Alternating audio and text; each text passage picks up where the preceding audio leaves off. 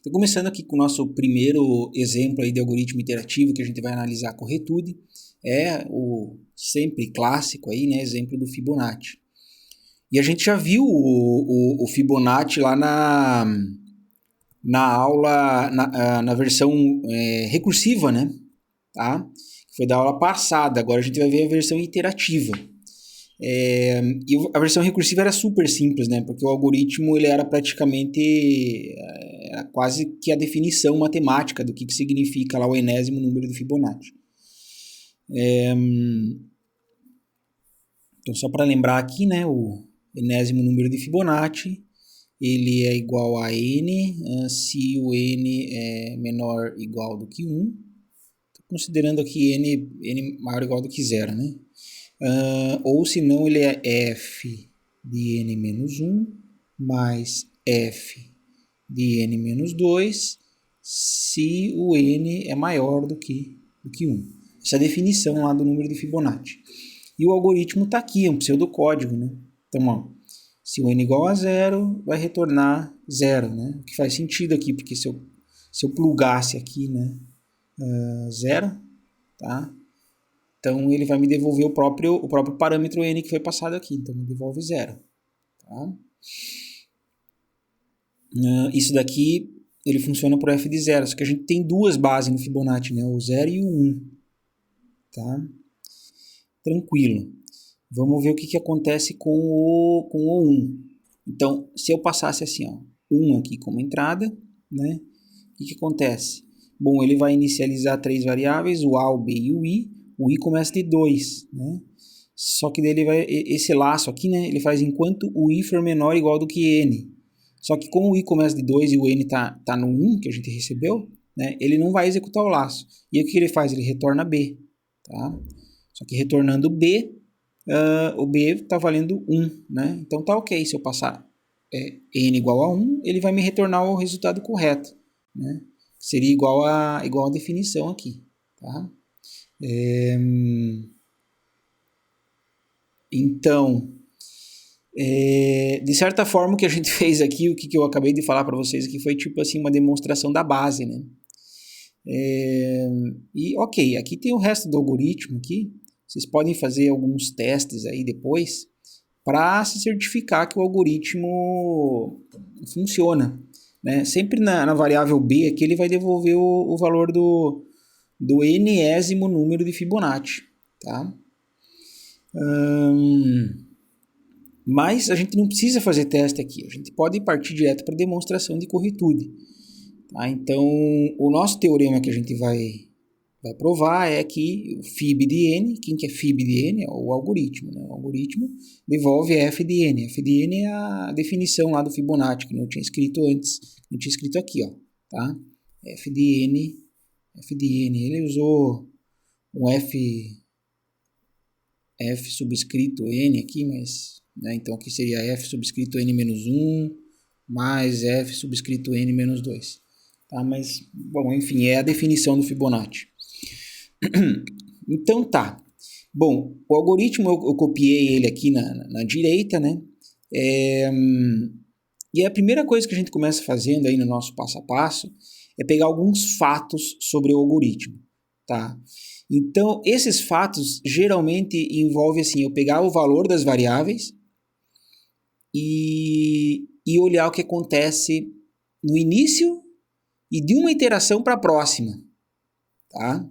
Então, por exemplo, usando a nossa anotação lá que eu já tinha explicado no outro vídeo lá, i de 0, o que é? É o valor da variável i antes de entrar no laço. Então, i de 0, qual que é o fato que eu tenho sobre ele? É i de 0 igual a 2, né? Por quê? Por causa dessa parte aqui. Tá? Então, antes de entrar no laço, ele vale 2. E ainda como fato, a gente tem que pegar aí o que acontece de uma iteração para a próxima, tá? Porque é um fato também. Então, olha só, a variável i no laço j mais 1, qual que é o laço j mais 1? É um laço qualquer, é o próximo laço, né? Então, eu sempre estou comparando o j mais 1 com o laço j. Então, o valor da próxima iteração do i é igual ao valor da iteração anterior acrescido de 1, né? O que é óbvio também, tá? Tá aqui, ó, né? Então, são fatos porque a gente não vai provar isso daqui. Isso daqui são coisas óbvias, né? Por isso que eu chamo de fato. E aí eu faço a mesma coisa para as outras variáveis, tá? Então, vamos lá, para o A, para a variável A. O A de 0 é 0, por conta dessa parte aqui, né? E o A de J mais 1 é igual ao B de J. Da onde que vem isso, ó? O A do J mais 1 é igual ao B de J, certo? Então, o A da próxima iteração vai ser o B da iteração tipo, atual, né? Vamos dizer assim. Que mais? O B. B de 0 é igual a 1, por causa dessa parte aqui. Bem tranquilo, né? E aí, ó, o B da próxima iteração vai ser igual ao C da próxima iteração, né?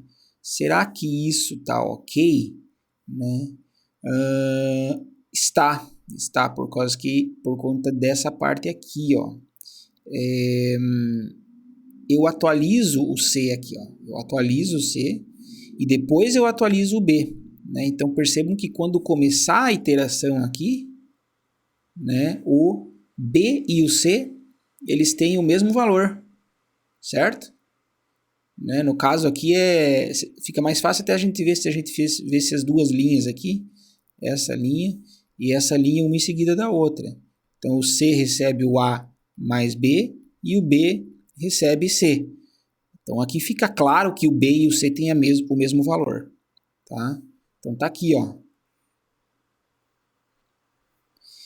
Muito bem. E finalmente a gente vai avaliar o valor do C, né? O C, ele não tem o valor C de 0 porque a gente não inicializa ele aqui, tá?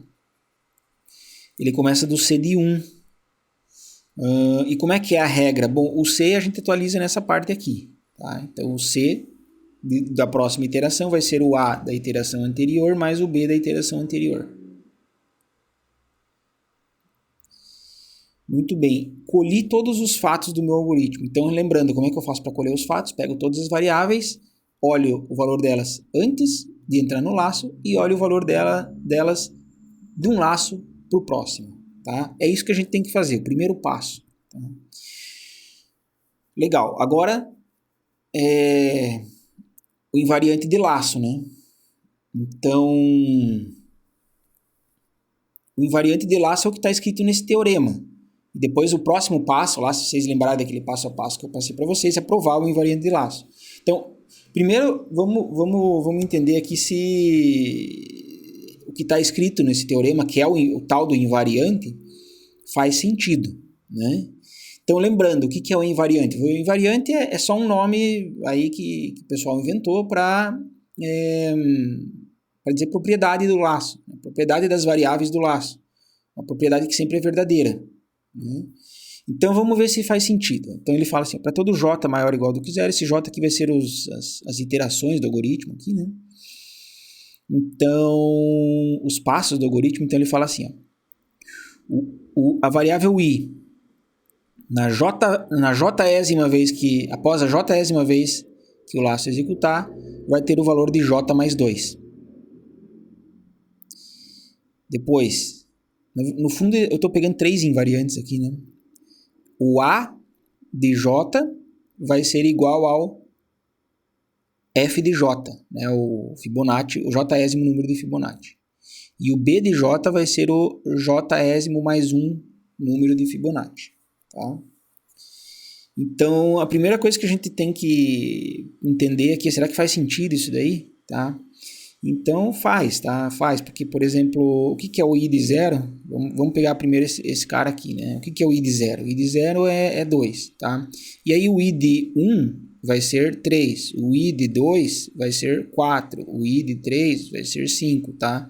Então tá certo aqui, tá seguindo esse padrão, j mais 2, né? Agora, esses daqui é um pouquinho mais chato de verificar, tá? O A de J é o F de J, tá? Isso você pode depois fazer alguns exemplos aí para se certificar disso daí, tá? Mas eu vou deixar isso assim como, se você quer se certificar mesmo, você pode fazer você mesmo aí, não é difícil, né? Talvez assim, né, o mais fácil é você comentar, então, você começa do A0, né? O A0 será que é igual ao F de 0, né? Quem que é o A0? O A0 é o valor do A no início, imediatamente antes do início do laço. O A0 é igual a 0, né? Que é exatamente igual a F de 0. Aí depois você vai testando o que acontece com o A1, né? Será que vai dar o F de 1? O que acontece com o A2? Será que vai dar o F de 2? Né? Então você vai ver que vai dar certo sim.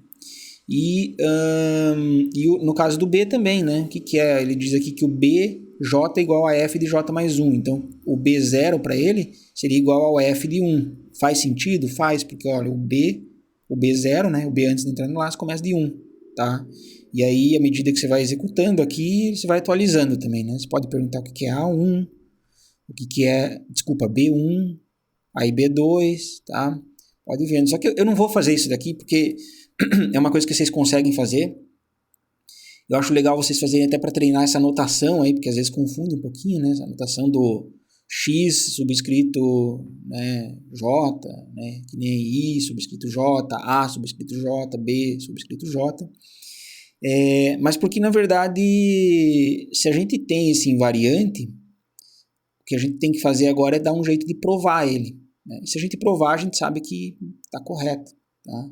Então, em outras palavras, o que eu estou falando aqui, eu não precisaria ficar testando esses exemplos um a um aqui, que nem eu falei para vocês fazerem, tá? Basta a gente provar. Se provar, tá certo, né? Ok, o próximo passo é provar, tá? Mas o que eu quero comentar aqui é o seguinte, né? Eu tinha colocado lá no outro vídeo falando que achar o invariante de laço é geralmente a parte mais complicada, né? Então, de fato, porque mesmo antes da gente provar aqui, como é que eu vou saber que essas coisas aqui, essas propriedades, no caso aqui eu tenho 3 propriedades, né? Como é que eu vou saber se elas são úteis? E será que não haveriam outras propriedades aqui para eu prestar atenção, né? Por exemplo, eu não falei nada sobre o C, sobre a variável C, tá? E assim, esse algoritmo é bem pequeno, né? Então, se você pega um algoritmo maior, às vezes você vai ter trocentas propriedades e trocentas variáveis para analisar e você não sabe exatamente qual que é a que vai te ajudar, né? Então, esse é um ponto importante, entender qual que é o invariante de laço que vai ser útil para a demonstração de corretude, tá? Talvez, depois da gente passar nos 2 exemplos que a gente vai ver nessa aula aqui, talvez eu comente um pouquinho mais aí para ver se você ganha uma intuição de como é que faz para encontrar o invariante de laço. Mas é geralmente aquela parte que a gente tem que ter o pulo do gato aí para fazer uma demonstração, né? Tá? Então aí é a parte um pouquinho mais complicada. Bom, vamos provar o invariante de laço. Tá lá, né? Só copiei aqui, teorema. São aqueles 3 invariantes, tá? E a prova? Bom, a prova, como é que a gente vai fazer? Vamos fazer como a gente sempre tem feito aqui as provas, por indução, né? Faz muito sentido, porque a gente quer analisar o comportamento, né, das variáveis de um passo para o próximo. Então, você já pensa em indução, né? O passo da indução. Então tá, a base. Para j igual a 0, tá? Então a gente começa com o primeiro valor aqui. É trivial, né? A gente até fez isso ali no slide anterior, porque o i0 vai ser igual a 2, o a0 é igual a 0, que é igual ao f de 0, e o b0 é igual a 1, que é igual ao f de 1, tá? Então, todas essas 3 propriedades aqui, elas são verdadeiras no caso inicial, no caso base. Vamos escrever a nossa hipótese, tá? Então, minha hipótese, basicamente, eu escrevi aqui como se fosse igual ali o que está no enunciado do teorema, e aí o passo eu faço justamente pro próximo, né? Pro j mais 1, tá? Então, a hipótese está aqui para j, né? Para j, tá? E agora eu quero provar para j mais 1. Então, ó, passo, queremos mostrar que o i do j mais 1 é igual a j mais 3, né? Que era j mais 2. o A do J mais 1 vai ser igual a F de J mais 1 e o B de J mais 1 igual ao F de J mais 2. A gente está dando um passo, né? Como é que a gente vai fazer esse passo? Muito simples, você vai usar os fatos, né? Porque os fatos que te dão exatamente o passo que você faz de um laço para o próximo, tá? Então, lembrando, né, na demonstração por indução, a gente sempre tenta escrever as coisas aqui, né? Então, aqui é o início, aqui seria o fim, né? Vamos dizer. No fundo, a gente tem 3 demonstraçõezinhas aqui de passo, né? Então, na demonstração por indução, a gente começa daqui, tenta reescrever esse cara aqui, de forma que a gente consiga usar a hipótese, tá? Então, sempre assim. Então, olha lá, vamos ver como é que fica o passo. Então, primeiro eu fiz, como eu falei, são 3, né? 3 propriedades aqui, né? Então, o primeiro eu fiz pro I.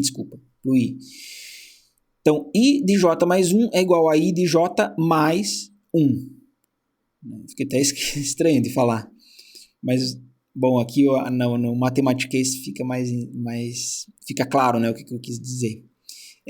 Da onde que vem isso daqui? Da onde que vem essa igualdade aqui? Bom, isso daqui vem lá daqueles fatos que a gente colheu, tá? Vem dos fatos. Por isso que é importante a gente listar os fatos, porque os fatos eles sempre falam assim, o que acontece no início e o que acontece de uma iteração para a próxima. E aí, fazendo de uma iteração para a próxima, a gente consegue usar a hipótese de indução, né? Porque olha só, isso daqui a gente ainda não sabia como é que ia fazer. Mas quando a gente está aqui, a gente já assume pela hipótese que o resultado é verdadeiro. E aí a gente substitui o quê? Por J mais 2. E aí você faz a continha da J mais 3. Pronto, você provou o que você queria provar aqui, né? Mesma coisa para os próximos. Vamos ver para o A de J mais 1, né? Então, o A de J mais 1, ele é igual a B de J. Da onde que eu tirei isso? Então, novamente dos fatos, tá? Os fatos. Vamos lá olhar os fatos, só para lembrar dos fatos aqui, né? Será que tem esse dali do J mais... do A de J? Tá aqui, ó. A de J mais 1 é igual a B de J, tá? Então, isso é um fato também. E, beleza, deixa eu voltar lá na demonstração. Então, tá aqui. E aí, então isso daqui é fato. E aí depois eu tô com o B de J e olha só que interessante que é uma coisa bem interessante, né? Porque eu não saí do A de J mais 1 e transformei num A de J, por exemplo. Eu peguei o A de J mais 1 e transformei no B, né? No B de J. Mas o B de J eu já posso usar a hipótese de indução, né? E pela hipótese de indução, ele é exatamente igual a F de J mais 1, tá? Então, eu provei isso daqui. E a última coisa vai ser provar agora para o BJ mais 1, né? Então, B de J mais 1 é igual a C de J mais 1. Da onde que vem isso daqui? Vem de um fato, tá? Depois você pode conferir lá para ver se tinha esse fato mesmo. Que mais? Aqui também, ó.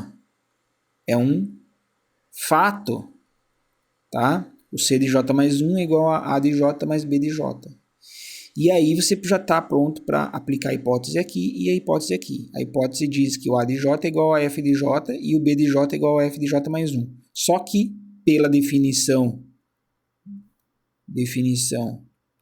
de F de N, a gente sabe que a soma do F de J com F de J mais 1 é igual a F de J mais 2. Então, a gente provou isso daqui, tá?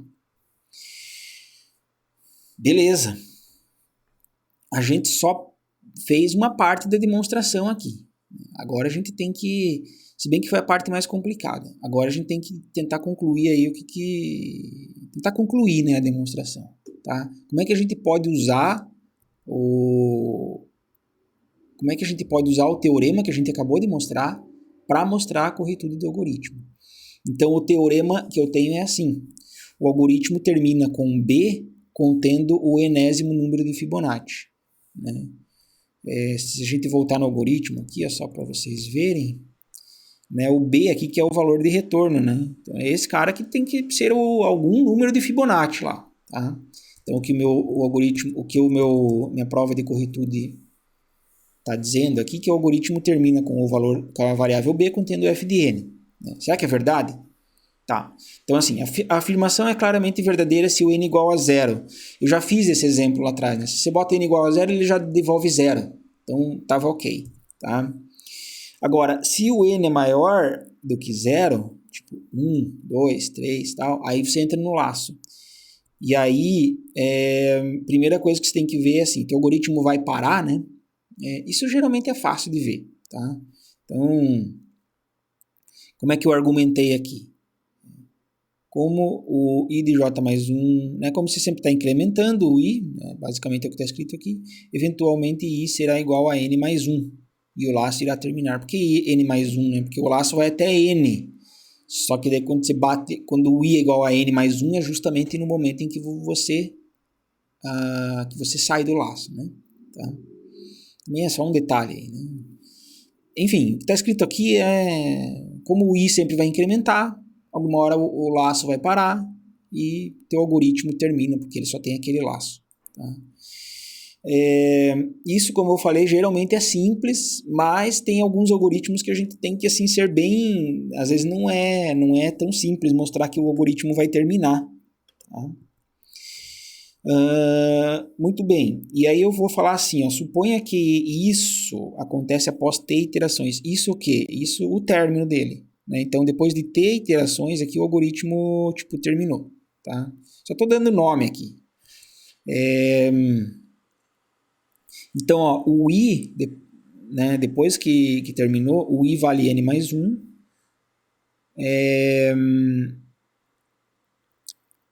E o i de t é igual a t mais 2. Da onde que eu tirei isso daqui? Da nossa invariante. Né? A invariante ela era tipo i de j igual a j mais 2. Só que esse j pode ser qualquer coisa, né? Pode ser um t aqui também. Tá? Então tá aqui, ó. I de t igual a t mais 2. Mas a gente sabe que ele termina quando é o valor n mais 1. Então o que você faz aqui, né? Você iguala isso com isso. Porque daí você isola o valor de t e conclui que o número de iterações executadas é n menos 1. Tá?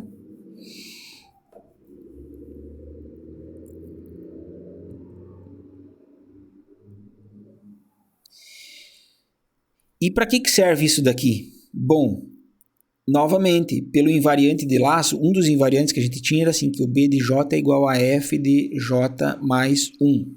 Mas daí, você quer saber qual que é o valor do b de t, tá? O b de t é o b no final do algoritmo. O b de t é igual a f de t mais 1. Isso eu sei por causa que é um invariante, que eu já provei. Né? Não importa se é j ou se é t, vai ser verdadeiro. Só que quando que o algoritmo termina? Depois de quantas t iterações? Bom, a gente concluiu aqui, ó, n menos 1. Então, eu vou ter que o b de n menos 1, que é o b no final, é igual ao f de... Aí sim, né? Assim, vai ficar n menos 1 mais 1, que é igual a f de n. Pronto, então tá aqui, ó. E justamente é o que a gente queria falar, né? O algoritmo termina com o b, ou seja, o b de t, né? Que é o último b, contendo o valor do enésimo número de Fibonacci. Tá? E, ok, isso daqui termina aí a nossa demonstração de corretude do Fibonacci. Então, percebam que é uma coisa assim um pouquinho mais complicada. Tá? Eu vou pedir para vocês assim refazerem manualmente essa demonstração aí, essa e a próxima que a gente vai ver também. E depois assim, você tem que fazer um exercício para essa coisa entrar na tua cabeça. Tá? Não é uma coisa simples aí da gente entender logo na primeira vez. Parece é muito elemento, né? Muita informação. Tá? Então, só você fazendo para você pegar a ideia da coisa. Tá? Se você seguir aquele passo a passo lá que eu expliquei, eu acredito que as coisas vão ficar mais fáceis. Né? Então, você tem que pegar e identificar os fatos do algoritmo. Depois, você tem que encontrar uma invariante que seja útil. Tá? Provar que a invariante está correta e usar as invariantes para terminar, né, a demonstração de corretude. Falar como é que o algoritmo termina e qual que é o resultado que ele te devolve. Tá? Percebam que a gente usou a invariante aqui, né? A gente usou a invariante aqui, Por isso que a gente faz as demonstrações das invariantes, a gente faz antes. Tá? Então, revisem isso com muita calma.